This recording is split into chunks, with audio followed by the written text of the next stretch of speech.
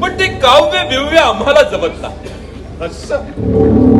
वतन मिळवण्यासाठी खिंडीत गाठून स्वामींच्या गळ्याला टाच कशी लावावी हे मात्र तुम्हाला बरोबर कळतं. विपर्यास होतो आहे महाराज.